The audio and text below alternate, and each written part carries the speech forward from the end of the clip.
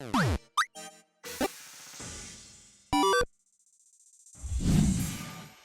Super Smash Bros. Series is known for its diverse selection of characters, but unfortunately, not everyone can make the cut. There have been several characters over the years who were considered for an appearance on that celebrated roster, and just missed out for one reason or another. And in this episode of Why Characters Were Cut Addendum, we will be revealing a recently discovered member of the Almost Club, a possible rep from the Pokémon franchise who nearly made the cut in the original Super Smash Bros. For Nintendo 64. This information was recently discovered thanks to a new archive made for 64 Dream, an old Japanese gaming magazine dedicated to talking about games for the Nintendo 64.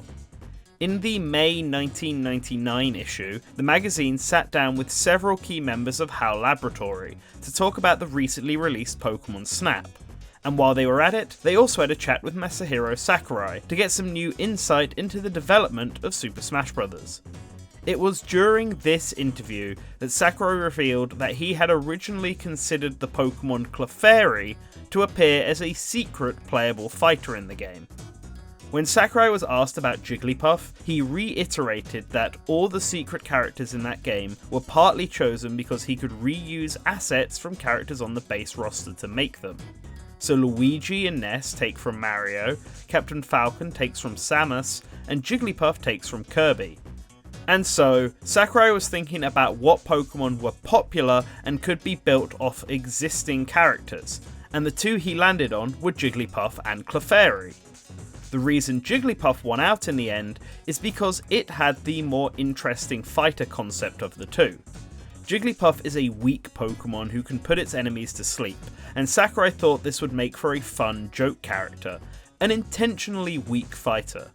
So Jigglypuff won out in the end, and Clefairy was made into a Pokeball Pokemon instead.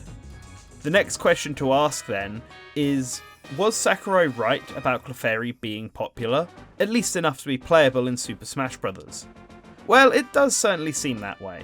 Clefairy was actually the star of the first Pokémon manga ever released, where it was Red's first partner Pokémon instead of any of the starters from the games.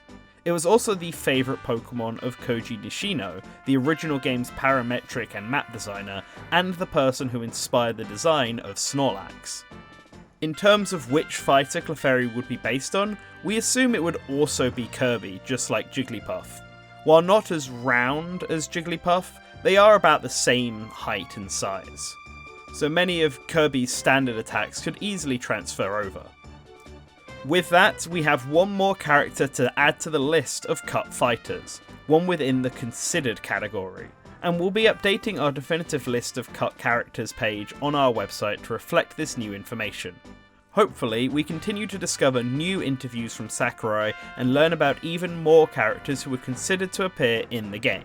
And each time we do, expect to see another Why Characters Were Cut Addendum edition from us. To ensure you don't miss out on any Smash Bros. News like this, remember to subscribe to the channel. We want to thank all of our patrons. The $5 plus tier are on screen right now. Let us know in the comments if you would have loved to play as Clefairy in Super Smash Bros, or if you think Sakurai made the right call going for Jigglypuff instead. As always, subscribe and hit that bell icon so that you always remember to return to the source.